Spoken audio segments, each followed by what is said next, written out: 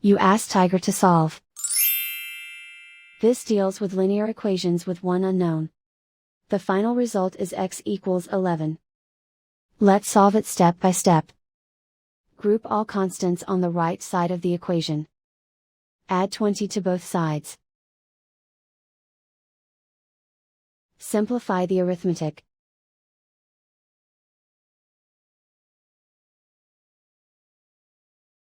Isolate the x. Divide both sides by 20.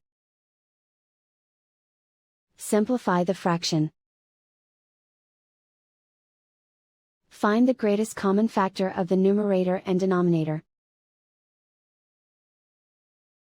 Factor out and cancel the greatest common factor.